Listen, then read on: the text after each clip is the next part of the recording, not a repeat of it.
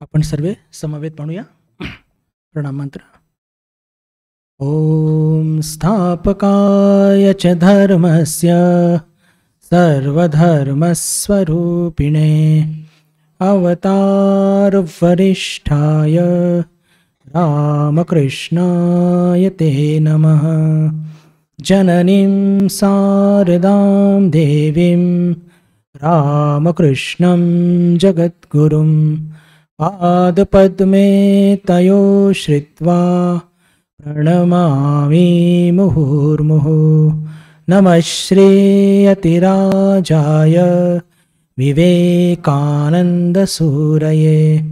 सच्चित्सुखस्वरूपाय स्वामिने तापहारिणे स्वामिने तापहारिणे.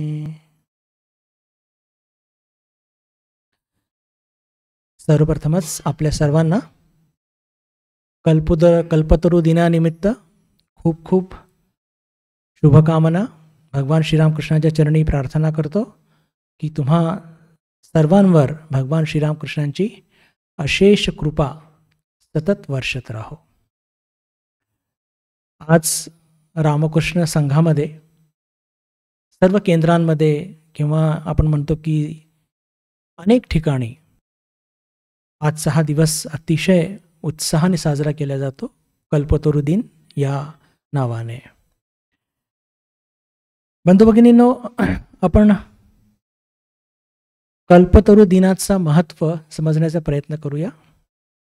आणि एक विशिष्ट गोष्ट मी आज आपल्यापुढे मांडण्याचा प्रयत्न करणार आहे. एक तर म्हणजे अवतार तत्व थोडंसं, आणि भगवान श्रीरामकृष्ण आज सुद्धा कल्पतरू आहेत याचा नेमका काय अर्थ आहे.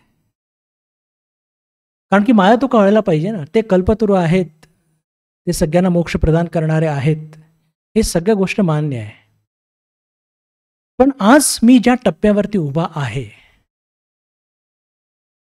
त्या टप्प्यावरती मला कळलं तरी पाहिजे की त्या खऱ्या कोणत्या अर्थाने ते कल्पतरू आहेत.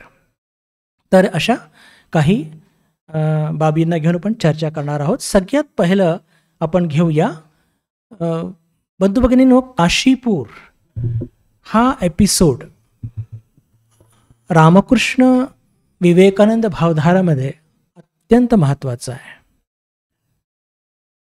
का महत्त्वाचा आहे?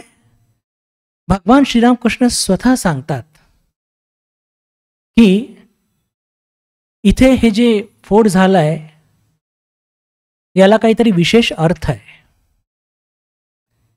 यातून अंतरंग कोण आणि बहिरंग कोण हे लक्षात येईल.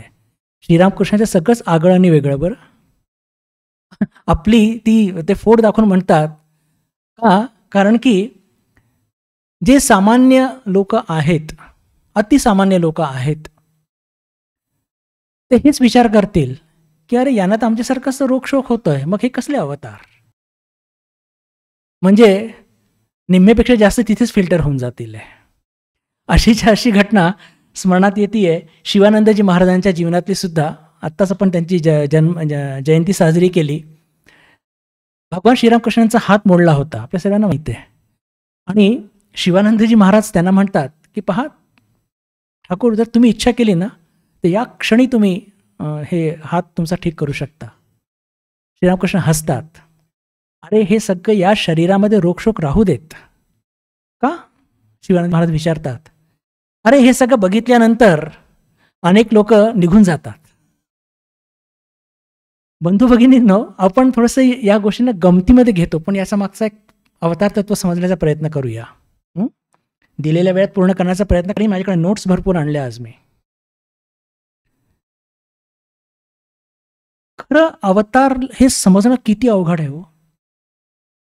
कल्पना करा, एक ईश्वर जे की सर्व शक्तिमान आहे, सर्व दूरव्याप्त आहे, आणि ते ईश्वर सामान्य माणसासारखं जेव्हा शरीर धारण करून आपल्या पुढे येतं तर आपल्याला त्याला कसं समजायचं की हे ईश्वर आहेत.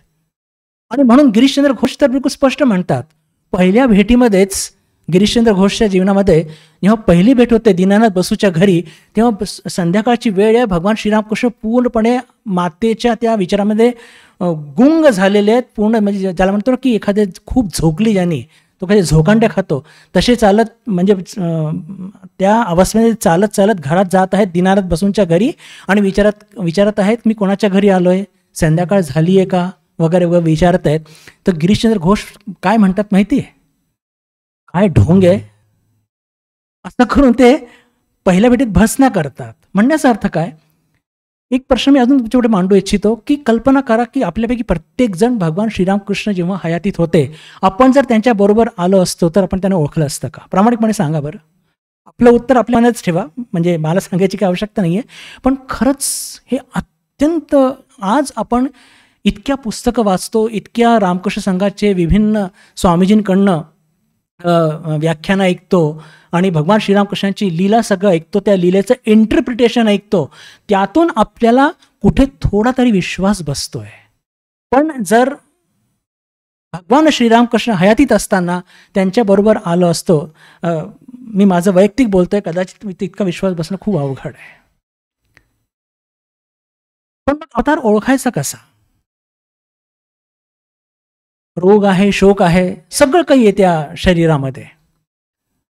भगवान श्रीरामकृष्णाच्या जीवनातला प्रसंग घेऊया की जेव्हा अक्षयचा मृत्यू होतो तेव्हा ठाकूर स्वतः म्हणतात की मी ओक्षाबोक्षी रडलो होतो. अरे मग जर आपल्यालाही शोक आणि दुःख होतं, त्यांनाही होतं, तर मग अवतार कसं मानायचा? त्यांना सुद्धा कॅन्सर झाला.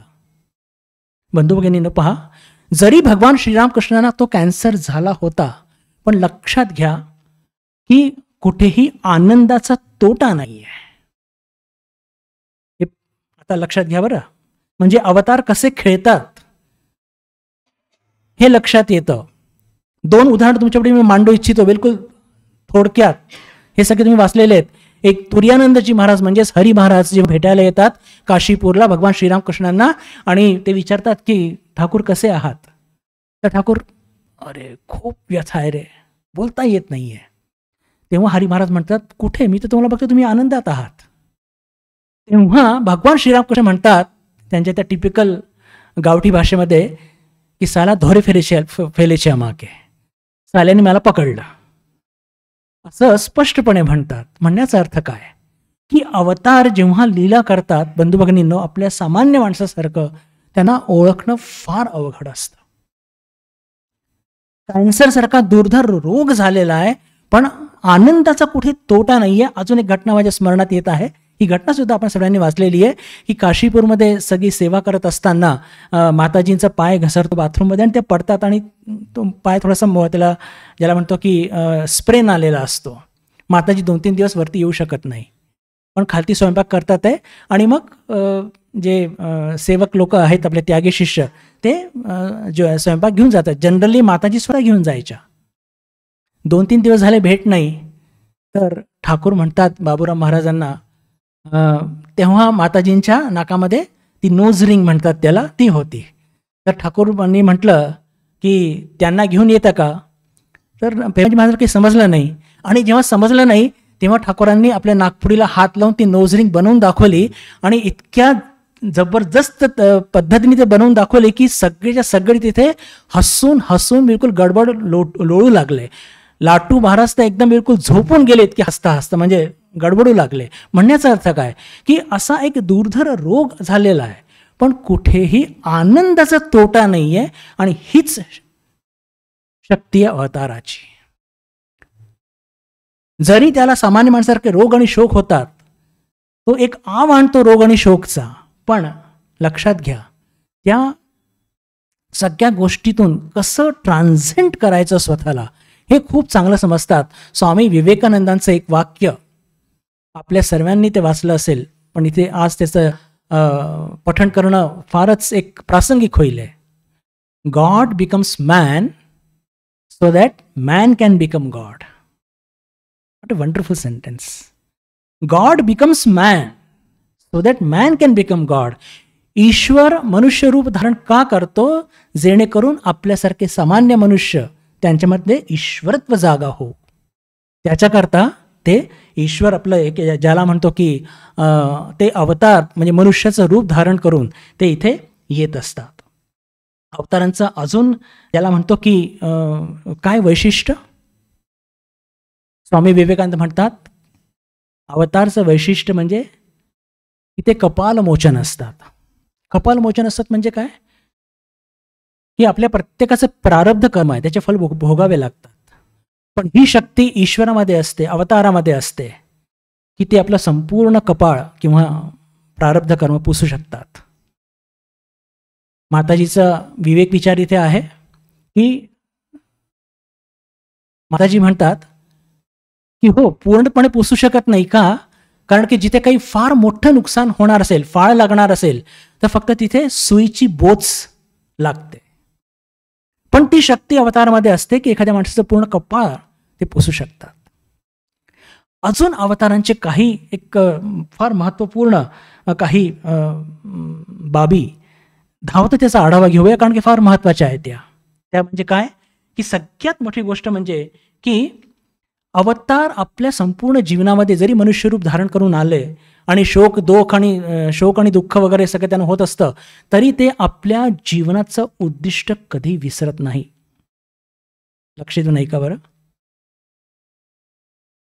अवतार कधी पण ते सामान्य माणसासारखं जगतात, पण त्यांना आपल्या दिव्य स्वरूपाची आठवण नेहमी असते आणि याची पावती आपल्या माताजींनी दिलेली आहे मातृचरणेमध्ये. आणि दुसरं, आपल्या जीवनाचं उद्दिष्ट आता बघितलं तर माताजी 24 तास नुसत्या त्या म्हणजे भक्त येतात, ते साधू येतात, ते सगळ्यांना खाऊ पिऊ घालण्यामध्येच व्यस्त आहे. आणि या सगळ्यांमध्ये सुद्धा त्यांना आपलं दिव्यत्व पण लक्षात आहे आणि आपल्या जीवनाचं उद्दिष्ट हे सुद्धा त्यांना लक्षात आहे. अजून एक महत्त्वाची गोष्ट की अवतारांचा आत्मविश्वास भयंकर दांडगा असतो. आत्मविश्वास, आता आपण म्हणतो की अहो जे लोक लौकिक यश कमवतात त्यांचा सुद्धा तर आत्मविश्वास दांडगा असतो, पण त्या लौकिक आत्मविश्वासाच्या तुलनेमध्ये अवतारांचा आत्मविश्वास फार दांडगा असतो. का? कारण की ते ईश्वर केंद्र करून जीवन जगत असतात आणि आपल्या जीवनामध्ये येणारे सगळे त्रास खूप सहजपणे पचवतात. हाच त्यांच्या दांडगा आत्मविश्वासाची फार मोठी परिभाषा आहे. तिसरं, त्यांची स्मृतिशक्ती जबरदस्त असते. स्मृतिशक्ती जबरदस्त असते म्हणजे त्यांना आपले मागचे सगळे जन्म आठवतात. सांगतात नाही सांगतात तो भाग वेगळा. मी जेव्हा हा सिद्धांत एका कॉलेजच्या मुलाला सांगत होतो, तर तो म्हणतो मग काय मला मोक्ष प्राप्त करायला माझी मेमरी वाढवली पाहिजे का, असं त्यांनी इंटरप्रिटेशन केलं. पण तसं ते ठीक नाही आहे. अवतार हे त्यांना ती स्मृतिशक्तीच अशी असते की त्यांची मागची सगळ्या स्मृती त्यांना बिलकुल सुस्पष्टपणे ध्यानात येत असते. असो तर हे 3-4 गोष्टी मी तुमच्याकडे मुद्दाम का मांडल्या की त्यातून लक्षात येईल की भगवान श्रीरामकृष्ण, श्रीमा शारदा देवी आणि स्वामी विवेकानंद या तिघांच्या बाबतीत या सगळ्या गोष्टी आपल्याला स्पष्टपणे बघायला मिळतात. काशीपूरकडे पुन्हा जाऊया. पहिलं कारण जे सांगितलं की काशीपूर एपिसोड हा अत्यंत महत्त्वाचा आहे. का? कारण की भगवान श्रीरामकृष्ण स्वतः म्हणतात की आईने इथे जो हा रोग दिला आहे त्यातून अंतरंग कोण आणि बहिरंग कोण हे बिलकुल त्यात स्पष्ट होऊन जाईल आणि सुद्धा. अजून पुढे काय म्हणतात की पहा, त्या काशीपूरच्या त्या एपिसोडमध्ये शेवटच्या काही आठवडे म्हणूया आपण, भगवान श्रीरामकृष्ण आणि स्वामी विवेकानंद संध्याकाळच्या वेळेस दोघंही एकट्यामध्ये 2-2, 3-3 तास बोलत आहेत. नेमकं काय बोलत आहेत कोणालाच काही ठाऊक नाही, कारण की त्यावेळेस तिथे कोणीही नसायचं.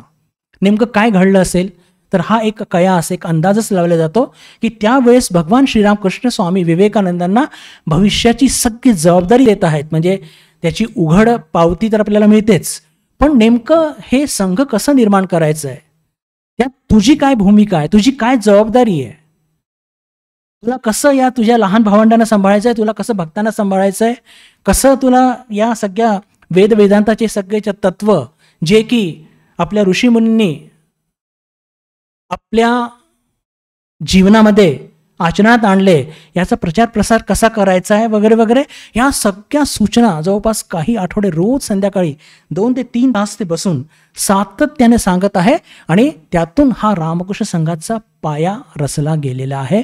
म्हणून हे जे एपिसोड जो आहे काशीपूर, हा अत्यंत महत्त्वाचा आहे. भगवान श्रीरामकृष्ण आपल्या स्वतःच्या संदर्भात वचनामृतमध्ये 3 ठिकाणी स्पष्टपणे सांगतात. काय? की जायच्या आधी मी बाजारात ही हंडी फोडून जाईन. काय याचा अर्थ? की या जगाला मी सांगून जाईन की मी कोण आहे. या जगाला मी सांगून जाईन की मी कोण आहे. एक अजून एका ठिकाणी ते म्हणतात की जेव्हा लोक याच्याबद्दल खूप चर्चा करू लागतील, कुजबूज करू लागतील, तेव्हा लक्षात ठेवा हे शरीर राहणार नाही. एकदा माताजींना सुद्धा ते म्हणालेत की जेव्हा मी रात्री बेरात्री कलकत्त्यावरनं येणार, कोणाच्याही हातचं खाणार, तेव्हा लक्षात ठेवा की आता हे शरीराचे शेवटचे दिवस आलेले आहेत. म्हणजे त्यांनी हे इंडिकेशन्स दिले होते की त्यांची आता ही लीला समाप्त होणार आहे. तर आता हे सगळ्या गोष्टींच्या कॉन्टेक्स्टमध्ये बंधू भगिनींनो, की हे जे काशीपूरला 1 जानेवारी 1886 साली जी घटना घडली त्याच्याकडे थोडंसं वळूया. पहा, त्यांनी हे स्वतः सांगितलंय की मी जायच्या आधी मी ही हंडी फोडून जाणार आहे. आणि त्याच्या आधी त्यांच्या जे काही त्यांना वाटत होतं की रामकृष्ण संघाचा स्थापित करण्याकरता मला जे काही करणं अपेक्षित आहे ते सगळं पूर्ण करतात. आणि मी थोडे काही पॅरेग्राफ तुमच्यापुढे जसे तसे वाचणार आहे, विशेष करून हे सांगण्याकरता की पहा, हंडी फोडण्याच्या आधी भगवान श्रीरामकृष्णांनी सगळं कसं बिलकुल व्यवस्थित मॅनेज केलेलं आहे. व्यवस्थित म्हणजे सगळ्या गोष्टी, ज्या काही सूचना द्यायच्या आहे, नरेंद्रनाथ काम करायला तयार नाही आहेत, ते सर्व माझ्याकडनं होणार नाही. नरेंद्र शिक्षा देवे ते म्हणतात ते माझ्याकडनं होणार नाही. तर काय म्हणतात, मी जसं तसं वाचतो की तुला माझे अनुसरण करावेच लागेल. तू जाशील कुठे? हे सर्व युवक भक्तगण जणू होमा पक्षाच्या पिलांसारखे आहेत. होमा पक्षिणी आकाशात खूप उंच उडून अंडी देते. नंतर ही अंडी खूप वेगाने पृथ्वीच्या दिशेने खाली येऊ लागतात. मातीत पडून ही अंडी चूर्ण विचूर्ण होऊन जातील असे भय असते, पण तसे होत नाही. जमिनीला स्पर्श करण्यापूर्वीच अंडी फोडून पिले बाहेर पडतात आणि पंख पसरून पुन्हा वर आकाशात उडून जातात. हे युवक भक्त देखील त्याचप्रमाणे संसारात आबद्ध होण्यापूर्वीच संसाराचा त्याग करून ईश्वराकडे अग्रेसर होतील. हे इंडिकेशन काय देत आहेत भगवान श्रीरामकृष्ण? भगवान श्रीरामकृष्ण हे स्पष्टपणे इंडिकेशन देत आहेत की या सगळ्यांचं रक्षण तुला करायचं आहे. ह्या सगळ्या म्हणजे गोष्टी श्रीरामकृष्णांनी ज्याला म्हणतो की हे फार मोठा एक डिव्हाइन प्लॅन आहे बंधू भगिनींनो. काशीपूरची घटना विशेष करून त्याचं जितकं आपण ॲनालिसिस करू तितके श्रीरामकृष्ण आपल्याला जास्त समजतील असं मला वाटतं. 1 जानेवारीकडच्या त्या घटनाकडे येऊया की श्यामपुकुर बाटीतून भगवान श्रीरामकृष्णांना 11 डिसेंबर 1885 रोजी तिथून त्यांना हलवण्यात आलं आणि काशीपूरला आल्याबरोबर त्यांना खूप बरं वाटलं. कारण की कलकत्त्याची श्यामपुकुर बाटी तिथे आपलं केंद्र झालं आहे.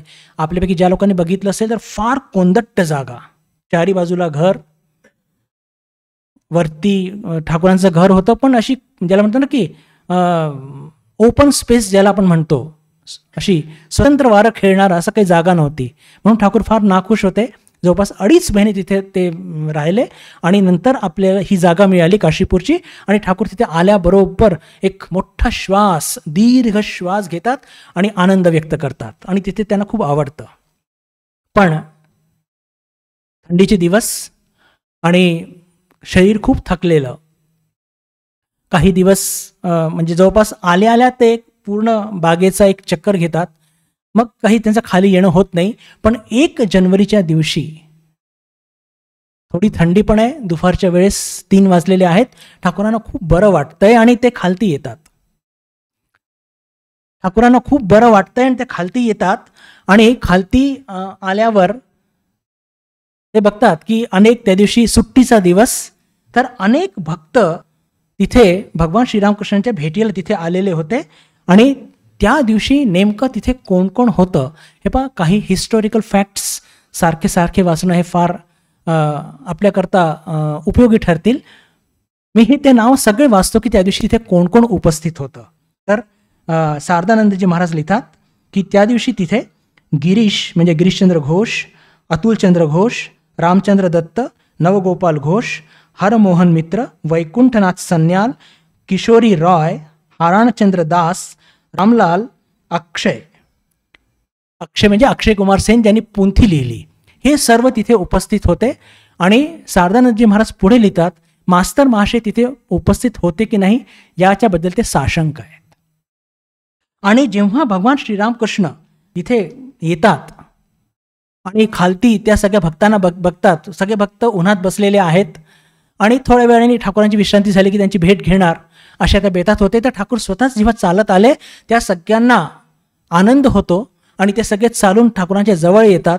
या सगळ्या भक्तांनी असं ठरवलं होतं की जोपर्यंत भगवान श्रीरामकृष्णांची तब्येत ठीक होत नाही कोणीही त्यांना स्पर्श करायचा नाही, स्पर्श करून प्रणाम करायचा नाही. पण जेव्हा ठाकूर त्यांच्या जवळ येतात आणि ते सगळे आपले भक्तांना बघून त्यांना इतका आनंद होतो, तर ते लागलीच तिथे बघितले उभं असलेले गिरीशचंद्र घोष त्यांना विचारतात की का रे गिरीश, तू याच्यामध्ये असं काय बघितलं की तू सांगत फिरतोय की मी अवतार आहे. तर भक्तप्रवर गिरीशचंद्र घोष म्हणतात की ज्यांची वर्णना वाल्मिकी आणि व्यास करू शकले नाही तर त्यांची वर्णना मी काय करणार. आपल्या गुडघ्यावर बसून अंतःकरणेच्या श्रद्धेतून आलेले हे वाक्य भगवान श्रीरामकृष्णांना खूप अपील करतं. आणि सगळ्या प्रकारचं बांध सोडून भगवान श्रीरामकृष्ण तिथे उपस्थित सगळ्या भक्तांना आशीर्वाद देतात की मी तुम्हाला आशीर्वाद देतो की तुमचं सर्वांचं चैतन्य जागृत हो. मी तुम्हा सर्वांना आशीर्वाद देतो की तुम्हा सर्वांचं चैतन्य जागृत हो, असं म्हणून ते सगळ्यांना आशीर्वादच देतात, म्हणजे सगळ्यांना स्पर्श करू लागतात. आणि त्या दिवशी एक विशेष घटना याच्या आधी झालेली नाही, ती म्हणजे हाराणचंद्र दास, मी हे नाव घेतलं. जेव्हा ते प्रणाम करायला येतात तर ठाकूर आपला उजवा पाय त्याच्या मस्तकावर ठेवतात. ही गोष्ट कधीही घडलेली नाही, पण त्या दिवशी ही घटना घडते.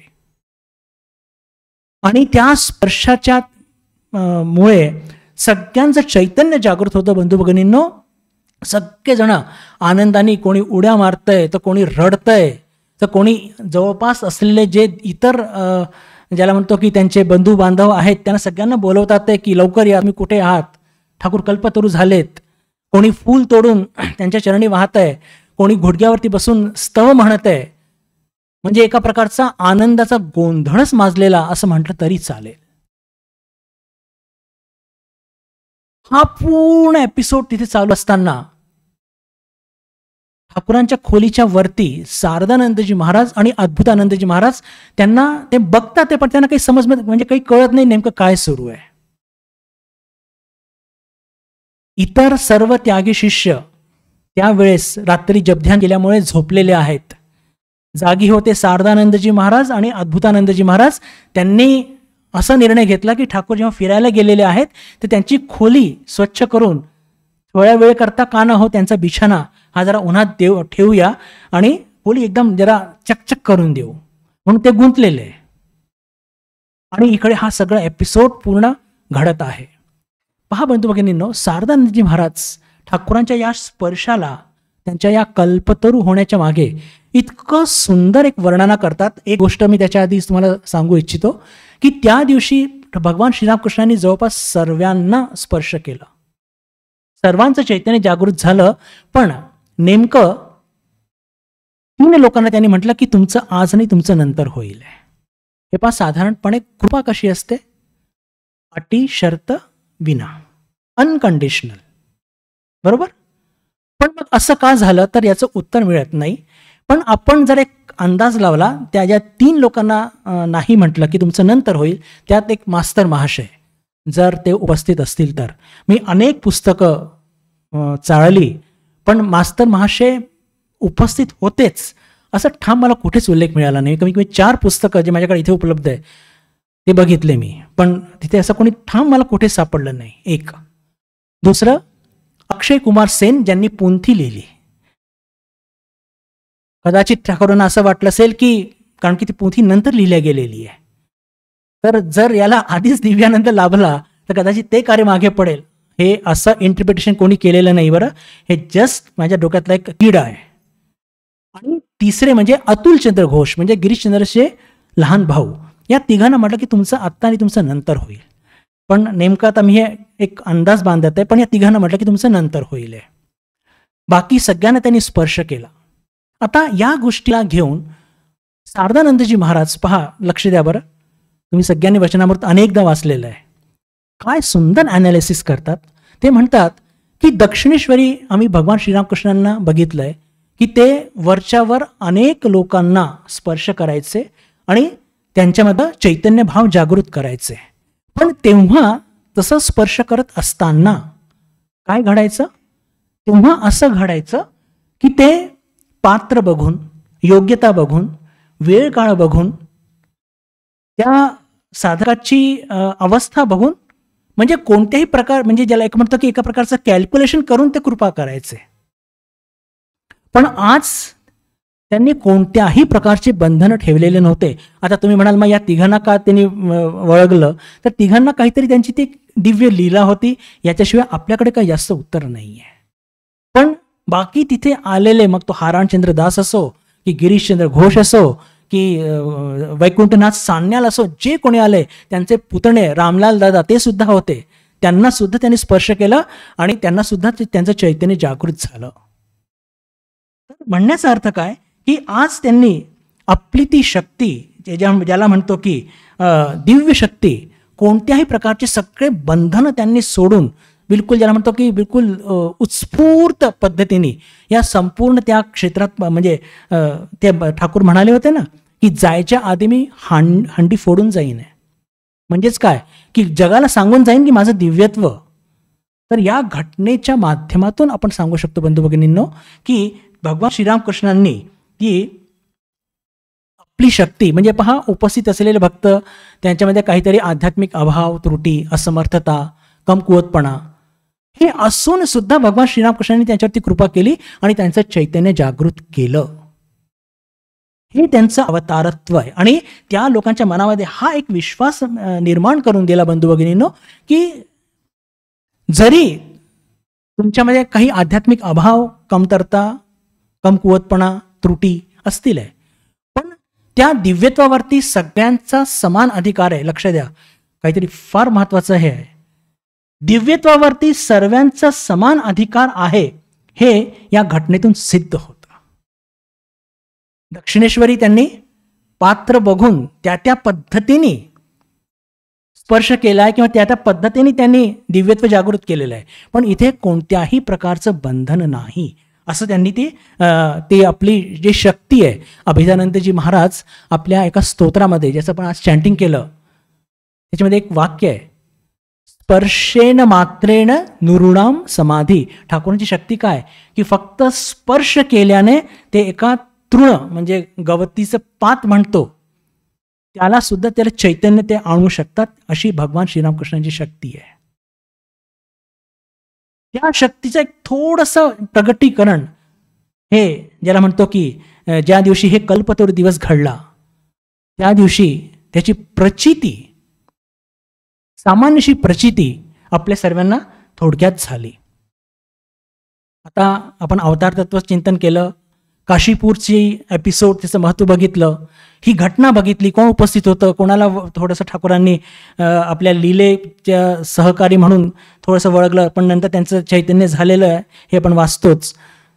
पण आता शारदानंदजी महाराज या घटनेला भगवान श्रीरामकृष्ण खरंच त्या दिवशी कल्पतरू झाले होते का, याला घेऊन खूप सुंदर उहापोह करतात. भगवान क्षमा करा, स्वामी शारदानंदजी महाराज, ऋषी प्रवर, लीला प्रसंगकार, त्यांच्या दृष्टीने भगवान श्रीरामकृष्ण कल्पतरू नव्हते. ऐकून आपल्याला धक्का बसतो किंवा ऐकावंसं वाटत नाही. असं कसं? एवढं तर सगळ्यांना त्यांनी कृपा केली. तर कल्पतरू हे बेसिकली कल्पतरू कशाला म्हणतात? कल्पतरू कशाला म्हणतात जर हे बघितलं बंधू भगिनींनो, तर आपण वैष्णवकडे जाऊया. की एक ती पौराणिक कथा आहे की एक व्यक्ती एका गावातून दुसऱ्या गावाकडे जात असताना चालता चालता ती थकून जाते बिचारी आणि एका झाडाखाली जरा विश्रांती करता बसते आणि विचार करते की अरे आता मला इथे थंड पाणी मिळालं तर किती बरं होईल. आता ते नेमकं कल्पतरू ते वृक्ष होतं. आता ही कल्पतरू वृक्ष खरं नसतं, आपल्या सगळ्यांना माहिती आहे, ही पौराणिक कल्पना आहे. आणि बसल्याबरोबर तो विचार करतो की अरे एक मला थोडंसं थंड पाणी मिळालं तर एक थंड पाण्याची घागर भरलेली त्यांच्या समोर येते. एकदम तो चमकतो, अरे तिथे कोणीच नाही, ग्लास पण आहे. तो विचार करत नाही, त्यातलं पाणी पितो, जर आपली तहान शमवतो. मग विचार करतो खूप थकलोय, भूक पण लागली आहे, जेवायला मिळालं तर किती बरं होईल. पंचपक्वान्नाची थाळी त्याच्या समोर येते आणि मग त्याच्या लक्षात येतं की हे कल्पतरू वृक्ष आहे. आणि ते पंचपक्वाने तो फस्त करतो, थकलेला असतो, पोट भरलेलं आहे, तहान भागलेली आहे, थकलेला आहे. आता जर इथे एक खाट आली तर किती बरं होईल, थोडीशी विश्रांती होऊन जाईल. खाट तयार आहे. आता झोपायला जातो तितक्यात त्याला भीती वाटते की अरे हे जंगल आहे, इथे जर वाघ आला तर. वाघ आला हा विचार आला रे आला आणि खरंच इथे वाघ येतो आणि त्या माणसाला फस्त करतो. म्हणण्याचा अर्थ काय की कल्पवृक्ष मध्ये तो विवेक नाहीये की काय द्यायचंय काय नाही द्यायचंय. काय वंडरफुल इंटरप्रिटेशन आहे. याला म्हणतात ऋषी प्रवर शारदानंदजी महाराज. याला म्हणतात, मी तुमचं सगळ्यांचं लक्ष वेधू इच्छितो की कल्पवृक्षाला हा विवेक नाहीये. तुम्ही जे मागाल मग त्याचं तुमचं नुकसान होत आहे की तुमचा फायदा होत आहे ते तुम्ही बघायचं. तुम्ही मागा, मी देणार. पण भगवान श्रीरामकृष्ण असे आहेत का? नाही. भगवान श्रीरामकृष्ण आपल्याला तेच देतील की जे आपल्या आध्यात्मिक उन्नती करता योग्य आहे. ते असं काहीही देणार नाही ज्यातून आपलं काहीतरी आध्यात्मिक नुकसान होईल. आणि म्हणून आजच्या दिवसाला भगवान श्रीराम आपले स्वामी शारदानंदजी महाराज एक विशिष्ट त्यांनी नाव दिलेलं आहे. ते नाव म्हणजे की ठाकूरांनी जे आत्मप्रकटीकरणाद्वारा अभयदान, आत्मप्रकटीकरणाद्वारा अभयदान. अभयदान म्हणजे की त्याला आपल्याला अभय देत आहेत. कसला अभय? की अरे भिऊ नका, मी तुमच्या पाठीशी आहे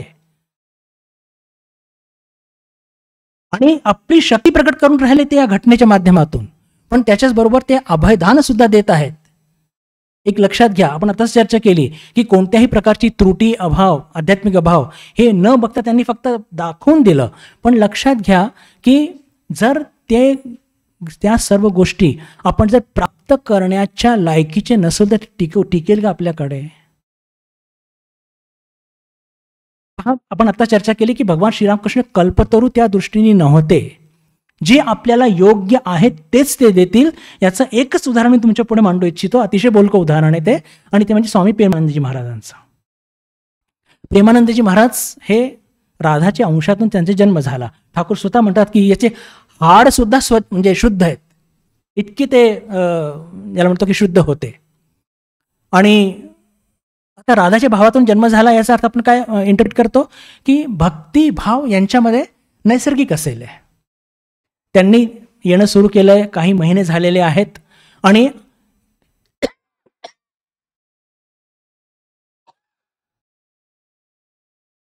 इतर लोकांना भाव होत आहे, समाधी होत आहे, हे बघितल्यानंतर त्यांनी ठाकूरांना पकडलं.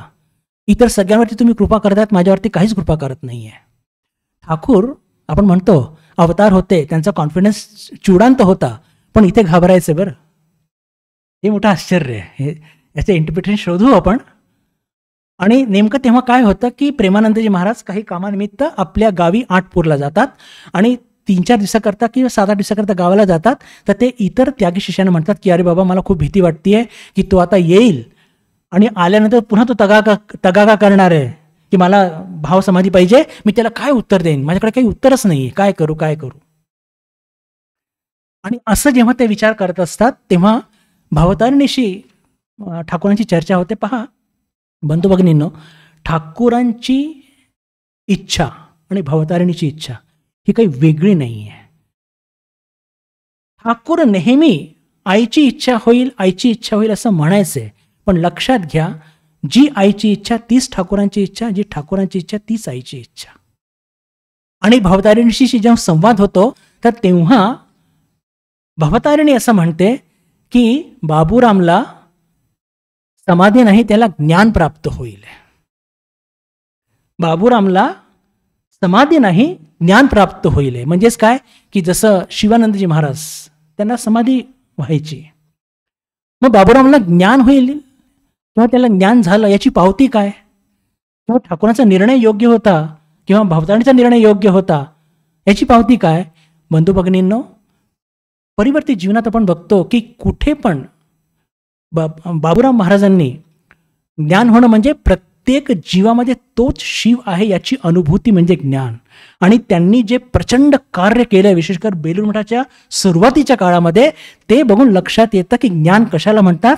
आणि भवतारिणी किंवा ठाकूरांची जी इच्छा होती की बाबूरामला समाधी नाही, बाबूरामला ज्ञान होईल. आणि तेच कृष्णाचे सखा राखाल म्हणजे असं आपले राजा महाराज, त्यांना समाधी व्हायची. त्यांच्या जीवनामध्ये आपण ऍक्टिव्हिटी बघत नाही. स्पिरिच्युअल जायंट आहेत, माझ्या शब्दाकडे लक्ष द्या, स्पिरिच्युअल जायंट आहे शिवानंदजी महाराज, स्पिरिच्युअल जायंट आहेत. पण जी ऍक्टिव्हिटी आपल्याला बघायला मिळते प्रेमानंदजी महाराजांच्या जीवनामध्ये, कुठे ढाक्याला जात आहे, कुठे भक्तांना सगळी सेवा करत आहे, कुठे पूजेची व्यवस्था करत आहे, कुठे बगीचा बघत आहेत, कुठे पूर्ण बेलूर मठाची जमीन सपाट करत आहे, कुठे आपल्या प्रचार करायला पश्चिम बंगालमध्ये फिरत आहे, न्यूमरस ऍक्टिव्हिटी करत आहेत. हे ज्ञान झाल्याशिवाय होऊ शकत नाही बंधू भगिनींनो.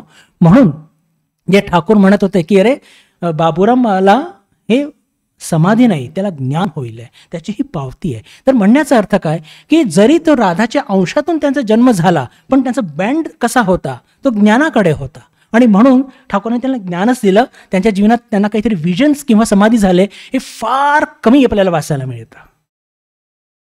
तर म्हणण्याचा अर्थ काय, हे सगळे जेव्हा आपण फिनॉमिनॉलॉजिकल स्टडी करतो बंधू भगिनींनो, त्यातून आपल्याला हे लक्षात येतं की आपण ठीक आहे, आपण आपल्या सोयीकरता म्हणतो ठाकूर कल्पतरू कल्पतरू कल्पतरू, पण कल्पतरू कोणताही विवेक विचार न करता तुम्ही जे मागाल ते द्याल, मग ते तुमच्या बोकांडी बसवतं तुमचं भाग्य. पण भगवान श्रीरामकृष्ण तसे नाही करणार. आत्मप्रगटीकरणाद्वारा अभयदान, पण ते आपल्या पाठीशी उभे आहेत, आपल्या पाठीशी सातत्याने ते उभे आहेत आपल्याला आपलं रक्षण करण्याकरता. आता थोडंसं पुढे जाऊया की ही घटना झाल्यानंतर तिथे वैकुंठनाथ सालन्याल नावाचे ज्यांनी खूप सुंदर भजन लिहिलेले आहेत, ते पण तिथे उपस्थित आहेत. आणि ते पण ठाकूरांच्या मागे खूप तगादा करत होते की ठाकूर माझ्याकरता काहीतरी करा, माझ्याकरता करता काहीतरी करा. आणि असं जेव्हा ते सारखं तगादा करायचे तर ठाकूर काशीपूरला त्यांनी म्हणाले की अरे माझं हे रोग बरा होऊ दे, तू इतकं उतावळं काय करतोय. पुन्हा काही दिवसांनी म्हटल्यानंतर ठाकूर म्हणतात की अरे तुझं सगळं झालेलं आहे, तू काळजी कशाला करतोय. तर वैकुंठात सालन्याल म्हणतात की माझं सगळं झालं, पण मला त्याचा अनुभव तर येऊ देत. मग त्या दिवशी स्पर्श करतात ठाकूर, स्पर्श करतात म्हणजे झालं. पहा, पात्रता नसली काय होत असतं. ठाकूर देतात आणि नंतर पात्रता सुद्धा वाढवतात. किंवा पात्रता नसेल तर ते दिलेलं परत सुद्धा घेतात. मग झालं काय की वैकुंठनाथ सालन्यालला चारी बाजूला नुसते ठाकूर ठाकूर ठाकूर आणि ठाकूर, याच्याशिवाय जिथे दृष्टी टाकतात आहे वृक्ष लता दरी डोंगर वास्तू सगळ्या दूर, आणि कोणत्याही कामामध्ये मन लागत नाहीये. आणि चारी बाजूला नुसते ठाकूर आणि ठाकूर आणि ठाकूर, त्याशिवाय म्हणजे त्याच्याशिवाय दुसरं काही त्यांना दिसतच नाहीये. बंधू भगिनींनो, एक लक्षात घ्या, जर आपली पात्रता नसेल ना, हे जे अवतार असतात यांचं मन इतकं पवित्र झालेलं असतं, इतकं पवित्र झालं असतं की ते एक रस एकाच रसामध्ये राहू शकतात. पण सामान्य जीव सामान्य जीव त्याला मंदिर पण पाहिजे, पण त्याला सहलीला जाण्याकरता बगीचा पण पाहिजे. आता एकदम जे सामान्यपेक्षा सामान्य जीव आहे त्यांची चर्चा मी करत नाही, मी चर्चा करतो तुमची आणि माझी. हे पहा, एक रस राहणं हे इतकं अवघड असतं बंधू भगिनींनो. मी तो पॅराग्राफ पुन्हा वाचतो. पुन्हा म्हणजे की वैकुंठ सांगण्यात त्यांची काय अवस्था झाली होती. त्यांच्या स्वतःच्या शब्दामध्ये ते म्हणतात, मुक्त पुरुष सर्वदा एकरस होऊन राहतात इत्यादी शास्त्र वाक्यांचे स्मरण झाल्यामुळे कितपत निर्वासना झाल्यास मन या एकरस अवस्थेत राहण्याचे सामर्थ्य प्राप्त करते याचीही किंचित कल्पना या घटनेमुळे मला आली. म्हणजे किती ठाकूरांचं मन पवित्र असेल की ते 24 तास नुसते आई आई आई आई आणि पण वाचतो सुद्धा. भगवान श्रीरामकृष्णांनी ईश्वर सोडून कधी कोणते कार्य केले नाही, काही चर्चा केली नाही. पण सामान्य भक्त त्यांच्याकडे जे यायचे ते आठवड्यातून एकदा किंवा दोनदा यायचे आणि आपली बॅटरी रिचार्ज करून पुन्हा आपल्या संसाराच्या कामाला गुंतून जायचे. तर ते त्यांच्याकरता योग्य होतं, कारण की त्यांची तितकी पात्रता झालेली नव्हती. पण वैकुंठनाथ सान्याने जेव्हा सातत्याने मागितलं, तर तेव्हा जेव्हा त्यांना लक्षात आलं की हे इतकं एक रस राहून, कारण की अजून मन तितकं तयार झालेलं नाही आहे, पात्रता योग्यता आणावी लागते बंधू भगिनींनो. अशी 2 उदाहरण सुद्धा ठाकूरांच्या जीवनात आपल्याला बघायला मिळतात. एक मथुरबाबू आणि दुसरे हृदयराम. हृदयरामला स्पर्श केल्यानंतर तो हवेत सोडू लागला, ओ रामकृष्ण, आपण या जगातले लोक नाही, चल चल चल आपण कुठेतरी जाऊया. म्हणजे आतापर्यंत ते सन्मानार्थ जे सगळे वाक्य होते ते कुठे हवा झाले काही माहीत नाही. आणि ठाकूरांना बिलकुल एकरी शब्दाने बोलून, आणि ठाकूर म्हणाले, अरे असं सगळं गोंधळ करू नको, लोकांना कळलं तर काय म्हणतील. पण ऐकायला तयार नाही, का पात्रता नव्हती. आणि मग ठाकूर म्हणतात की जा साला जड होय जा, तुझं हे चैतन्य पुन्हा खेचून घेतात. मथुर बाबूंचं सुद्धा चैतन्य, कारण मथुर बाबू स्वतः म्हणतात की बाबा या एक रस भावामध्ये मी राहू शकत नाही, हे घ्या नाही तर मी वेडा होऊन जाईन. फसवण्याची ती ताकद नव्हती. तर म्हणण्याचा अर्थ काय बंधू, मी हे 3 उदाहरणं मुद्दाम का तुमच्या पुढे मांडले की भगवान श्रीरामकृष्ण खऱ्या अर्थाने अभयदान देणारे आहेत. कशाद्वारे? आत्मप्रगटीकरणद्वारे. तर जे शारदानंदजी महाराजांनी जे इंटरप्रिटेशन केलंय ते किती, ज्याला म्हणतो की अतिशय योग्य आहे, अतिशय योग्य आहे. त्यांना कल्पतरू, ठीक आहे, आता हे नाव रामचंद्र दत्तांनी दिलं आणि ते इतकं प्रचलित झालं, इतकं प्रचलित झालं, इतकं त्याला घेऊन म्हणजे चर्चा झाली की त्याला तो कल्पतरू दिनच म्हणतो पण, आणि शुभेच्छा सुद्धा एकमेकांना देतो. कारण आपल्याला काय वाटतं की आम्ही आमचं सगळं असं करत राहू, ठाकूरांनी स्पर्श केला म्हणजे झालं. मलाही असं वाटतं बरं, असं काही नाही.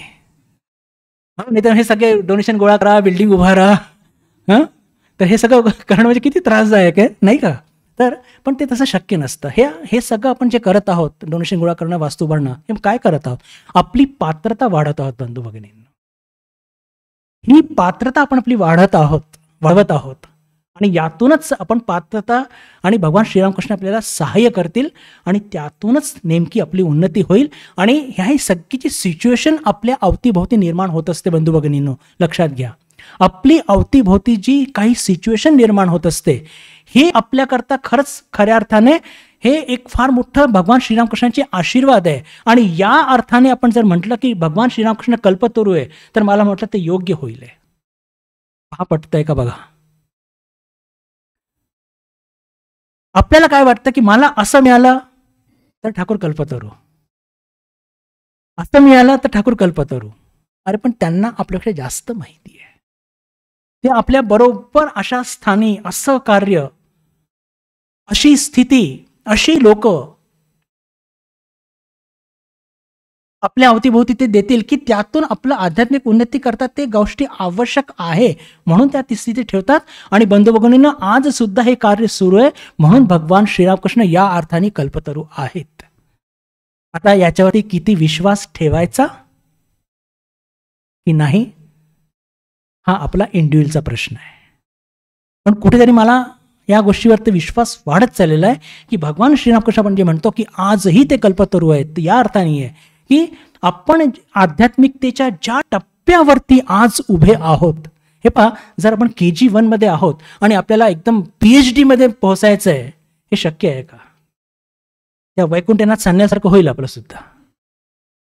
तर म्हणून मग काय करतात भगवान श्रीरामकृष्ण? अरे तो KG1 मध्ये आहे ना, तर KG2 मध्ये जाण्याचा प्रयत्न करा. आणि KG2 मध्ये जाण्याकरता तुझी जी पात्रता आणि योग्यता वाढली पाहिजे, त्याच्याकरता जे काही आवश्यक सामग्री आहे ती मी तुझ्याला सगळी जुटवून देतो. तू त्याची काळजी करू नको, पण तू फक्त उभा राहा आणि माझ्या कृपेवरती विश्वास ठेव. नक्कीच तू त्या सगळ्या गोष्टींना स्वीकार करशील तर लक्षात घे, तुझं नक्कीच आध्यात्मिक उन्नती होणार. आणि या अर्थाने भगवान श्रीरामकृष्ण हे आजही कल्पतरू आहेत.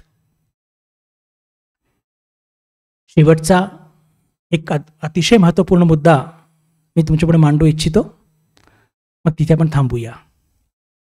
की भगवान श्रीरामकृष्ण हयातीत असताना त्यांच्याकडे अनेक प्रकारचे लोक यायचे आणि भगवान श्रीरामकृष्णांनी त्या अनेक प्रकारच्या लोकांना त्यांची पात्रता, संस्कार, मनाची जडणघडण कशी आहे हे बघून किती सुंदर पद्धतीने त्यांची, ज्याला म्हणतो की त्यांची आध्यात्मिक उन्नती घडवून आणली. हे जेव्हा आपण चिंतन करतो बंधू भगिनींनो, तर आपल्याला इतका आश्चर्याचा धक्का बसतो आणि पुन्हा तिथे सांगावंसं वाटतं की खरंच भगवान श्रीरामकृष्ण हे कल्पतरू खरंच त्या अर्थाने आहेत, खरंच त्या अर्थाने आहेत. आणि त्यागी शिष्यांचे उदाहरण जर वेळ असेल तर मी नंतर घेईन, पण मी 1-2 उदाहरण विशेष करून गिरीशचंद्र घोष आणि अजून एक सुरेंद्रनाथ मित्र, या दोघांचे उदाहरण तुमच्यापुढे मांडू इच्छितो एकदम थोडक्यामध्ये. त्यातून लक्षात येईल की पहा, भगवान श्रीराम आपल्यापैकी प्रत्येक इंडिव्हिज्युअल आहे, आपल्या प्रत्येकाची मनाची एक जडणघडण आहे, संस्कार आहेत, कॅपॅसिटी आहे, आणि त्या अनुयायी कसं भगवान श्रीरामकृष्णांनी आपल्याला पुढे हे केलं. तर सुरेंद्रनाथ मित्र हे एक फार धनाढ्य परिवारामध्ये यांचा जन्म झालेला, फार धनाढ्य परिवारामध्ये, आणि आपल्या कर्तृत्वावर त्यांनी फार मोठी नोकरी सुद्धा पत्करली. एक ब्रिटिश मोठ्या कंपनीमध्ये ते फार मोठ्या हुद्द्यावरती होते आणि भरपूर पैसा कमवायचे, पण त्यांची संगत मात्र अतिशय वाईट आणि ज्याला म्हणतो की फारच बेकार होती.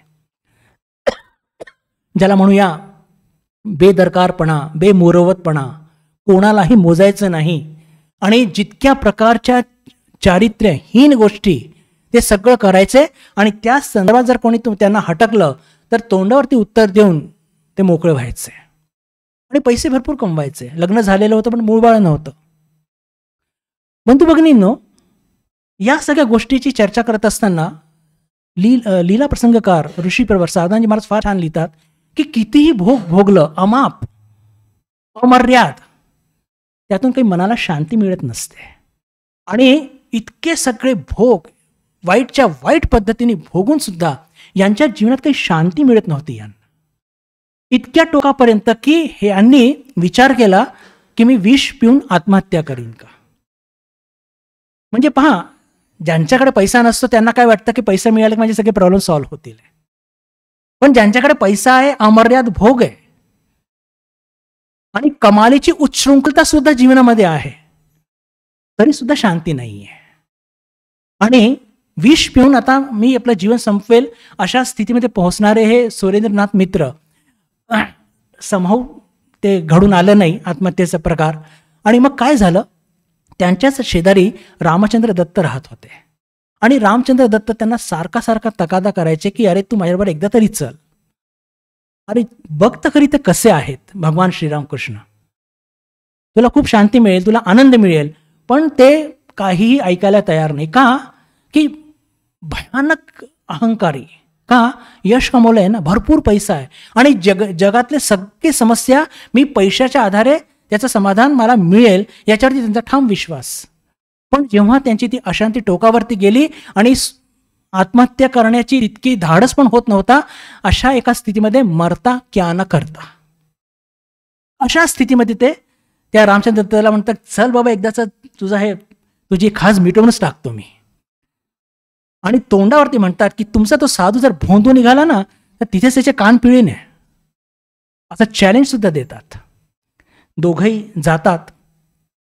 आणि आता कसं असतं की ठरवूनच गेलेले आहेत की नुसतं माझ्या मित्राच्या एका समाधानाकरता मी तिथे जात आहेत. गेल्यावरती प्रणाम करणं, नमस्कार वगैरे काही नाही. आणि एका कोपऱ्यामध्ये ताठर होऊन आपल्या आयटीत बसलेले आहेत. काय करतात बघूया. आणि भगवान श्रीरामकृष्ण नेमकं त्या दिवशी मांजरीचं पिल्लू आणि माकडाचं पिल्लू याची गोष्ट सांगत आहेत. ती गोष्ट काय सांगत आहेत? भगवान श्रीरामकृष्ण म्हणत आहेत की अरे पहा, जगामध्ये ना जर आपण माकडाच्या पिल्लूसारखं राहिलं तर आपल्याला खूप त्रास होतो. का? कारण की माकडाचं पिल्लू हे आपल्या आईला पकडतं. आणि जर त्या माकडाच्या पिल्लूचं थोडं पण असावध तो झाला आणि आईपासून त्याचा हात सटकला तर झाडावाना सरळ खालती पडेल आणि चक्काचूर. पण तेच मांजरीचं पिल्लू कसं असतं की आई जिथे ठेवते, हा शरणागतीचं बेस्ट एक्झाम्पल आहे. आणि काय आश्चर्य की अतिशय अहंकारी आणि कोणालाही न मोजणारे सुरेंद्रनाथ मित्र ज्या दिवशी येतात त्या दिवशी पहिल्या दिवशीच घणाघात होतोय. ठाकूर म्हणतात की साधकांनी, ग्रहस्थांनी, साधूंनी मांजरीच्या पिल्लूसारखं राहावं. कसं?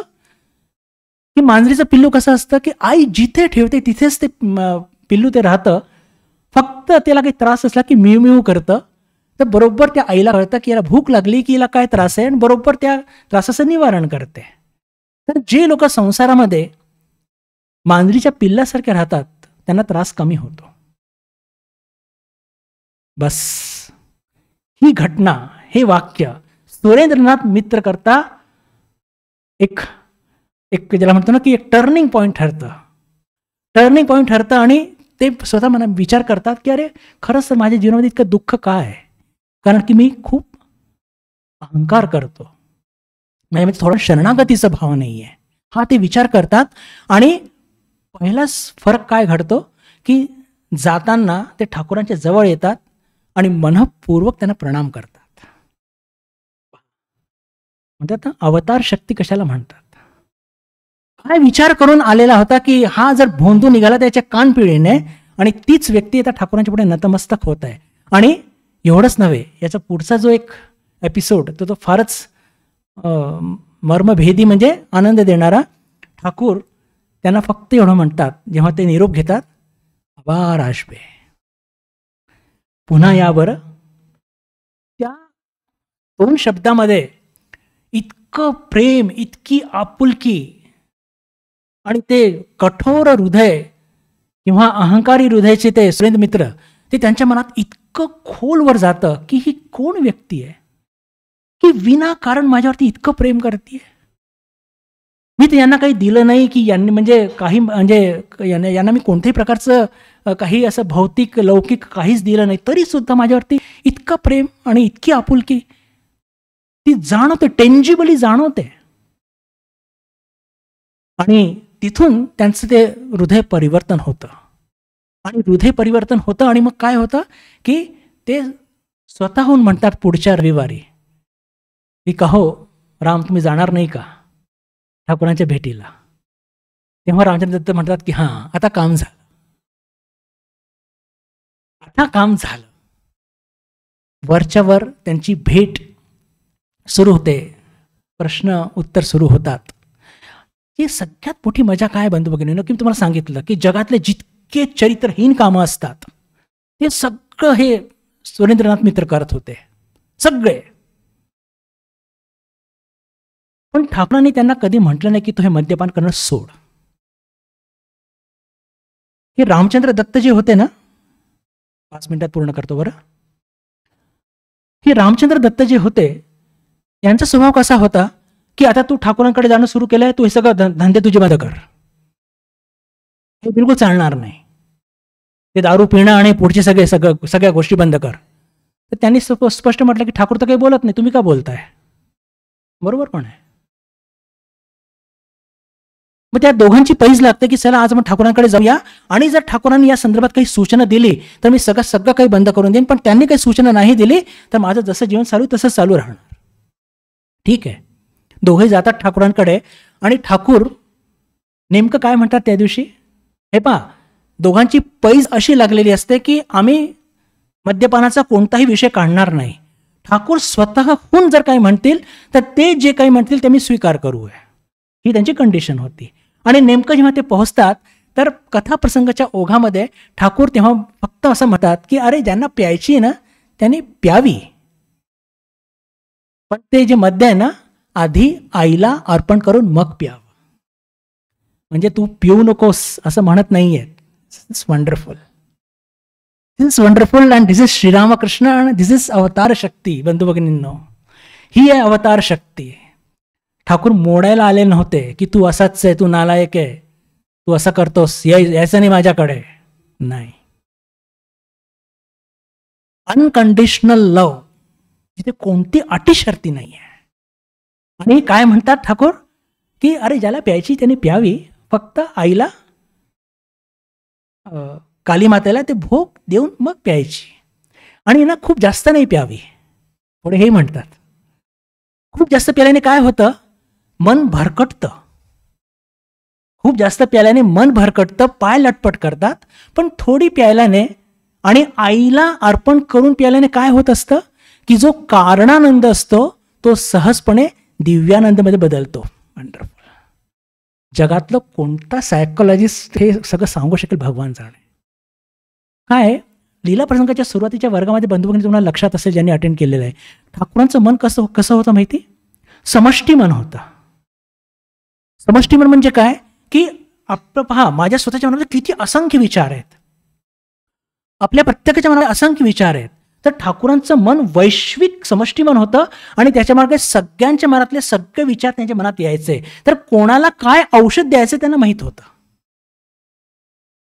तर त्यांनी काय म्हटलं सुरेंद्रनाथ मित्रला की पहा तू पी, पण आईला अर्पण करून पी, तो नैवेद्य म्हणून पी. त्यातून काय होणार की आईचा प्रसाद म्हणून मी जेव्हा ग्रहण करत आहे तेव्हा तुझा तो कारणानंद जो आहे तो सहजपणे सहजानंद म्हणजे दिव्यानंदकडे तो जाईल. आणि खरंच तसं घडलं. एकाएकी ती सवय काही जात नव्हती, पण जेव्हा जेव्हा ते श्रीरामकृष्णांकडे यायचे तर काहीतरी चुका करून यायचे, तर ते कोपऱ्यामध्ये चोरट्यासारखे बसायचे. पहा, हे सगळ्या सायकोलॉजिकल प्रोसेस आहे. आपण सुद्धा, आम्हाला लक्षात आहे, घरी आईची इच्छा नसून सिनेमाला गेलो तर चोरट्यासारखे कोणी घरी बोलायचं नाही वगैरे, या गोष्टी घडतात आपल्या घरी सुद्धा. कारण की तो गिल्टी कॉम्प्लेक्स असतो ना. ही गिल्टी कॉम्प्लेक्स काय येतो की कुठेतरी श्रद्धा असते घरामध्ये, आई वडील आजी आजोबांमध्ये श्रद्धा असते, त्यांना आवडलेलं नाही आहे, आपण केलेलं आहे, आणि हे आपला सर्वांचा अनुभव आहे म्हणून मी तुम्हाला सांगतो. तर तसंच की त्यांची जी श्रद्धा होती सुरेंद्रनाथ मित्रची ती वाढत चालली होती. ठाकूरांकडे येणंच सुरू आहे. ठाकूरांनी कधी म्हटलं नाही आहे की तू हे बंद कर, पण जेव्हा तो करून यायचा तर चोरट्यासारखा कोपऱ्यात बसून राहायचा. ठाकूरांच्या काय चोरट्यासारखा तिकडे बसलाय, समोर बैस की, अजून त्याला लाजीरवाणा व्हायचं. असं करून करून बंधू भगिनींनो सुरेंद्रनाथची ती सवय, सगळ्या त्यांच्या ज्या कॅरेक्टरची ज्या शॉर्टकमिंग्स त्या सगळ्या हळूहळू दूर झाल्या. बंधू भगिनींनो, याला म्हणतात कल्पतरू. कोणत्या अर्थाने की जे योग्य आहे, आय बॅग युअर अटेन्शन, जे एखाद्या माणसाकरता योग्य आहे तेच त्यांनी दिलं. त्यांनी जादूची कांडी फिरवली नाही की तुझी दारू बंद, तुझे वाईट प्रकार बंद, किंवा असं केलं नाही इथे यायचं नाही, नालायक कोणीकडचा, देवाचं स्थान आहे, दारू पितो चल, हे पण नाही केलं. त्यांनी काय केलं, त्याच्या हृदयात ते शिरले. बंधू भगिनींनो, 3 गोष्टी भगवान श्रीरामकृष्ण करायचे. प्रत्येक गोष्टी मला महत्त्वाची वाटते, आय डू नॉट नो तसं का होतं आहे, पण जेव्हा भगवान श्रीरामकृष्ण 3 स्टेप्समध्ये भक्तांमध्ये बदल आणायचे. सगळ्यात प्रथम तर काय की त्याच्या कच्च्या आम्हीला ते नष्ट करायचे. म्हणजे जेव्हा तो ताठर होऊन आला सुरेंद्रनाथ मित्र, तेव्हा काय केलं, आपण काय करतो, अरेला कार्य करतो, त्यांनी प्रॉब्लेम वाढतातच, बरोबर. हे आपण साधारण जीव आहोत. दाखवतो तुला, थांब, मग तोही म्हणतो मी तुला दाखवतो. त्यातून पूर्ण प्रॉब्लेम अजून जास्त वाढतात. तर ठाकूर काय करायचे की त्याचा जो कच्चा आम्ही असतो, जो तामसिक अहंकार, त्यालाच त्याच्यावरती ते ज्याला म्हणतो की प्रेमपूर्वक आघात करायचे. कसा आघात केला? ती गोष्ट सांगून, मांजरीची. अजून काय केलं? मांजरीची गोष्ट सांगितली, त्याच्याबरोबर त्यांनी जेव्हा जाताना जे म्हटलं अबार आशबे, त्यातून जी आपुलकी, जे प्रेम जितकं देऊ शकत होते, जितकं तो ग्रहण करू शकत होता, त्यातून त्याचा तो कच्चा आम्ही तो बऱ्यापैकी त्याला नम्र बनवलं. दुसरं की सांसारिक उपभोगामध्ये कोणत्याही प्रकारचा आनंद नाही आहे, हे ज्याला म्हणतो, त्याचं तिथून मन खेचून, आणि म्हणजे कोणतेही नियम किंवा रागून नाही, त्याच्या मनातलं असं काही करून द्यायचे की त्याचं मन ईश्वराकडे ते वळवायचे. कसं आहे बंधू भगिनींनो, एकदा त्या मनाला ईश्वराची सवय लागली ना, एकदा साखरेची चव लागली, मग गुळ चांगला वाटत नाही, ठाकूरांचंच वाक्य आहे. आणि म्हणून ते त्याचं मन ईश्वराकडे घेऊन वळवल्यानंतर काय व्हायचं की ते पुन्हा त्या विषयाकडे ते वळत नसे. आणि तिसरं म्हणजे त्याचं मन ईश्वराकडे वळत आहे याची पावती काय की तो सारखं सारखं ईश्वराकडे आणि साधुसंगाविषयी त्याला एक अनउल्लंघनीय आकर्षण, पहा शब्द काय वापरला आहे. मग त्या व्यक्तीचं मन एकदा विषयापासून दूर गेलं, ईश्वराकडे लागलं, तर काय होतं? साधुसंगाविषयी आणि ईश्वराविषयी त्याचा अनउल्लंघनीय आकर्षण निर्माण होतं. आणि मग तो स्वतःहूनच विचारतो रामचंद्र दत्तांना की का हो या रविवारी जाणार आहे का? हे पहा, याला म्हणतात ट्रान्सफॉर्मेशन. याला म्हणतात की प्रत्येक माणसाच्या स्तरावरती जाऊन, तो कोणत्या टप्प्यावरती, त्याचे संस्कार कसे आहेत, त्याची मनस्थिती कशी आहे, त्याची पारिवारिक स्थिती कशी आहे, त्याची सोशल स्थिती कशी आहे, ह्या सगळ्या गोष्टी लक्षात घेऊन त्याला कोणतं औषध दिल्याने तो ठीक होईल.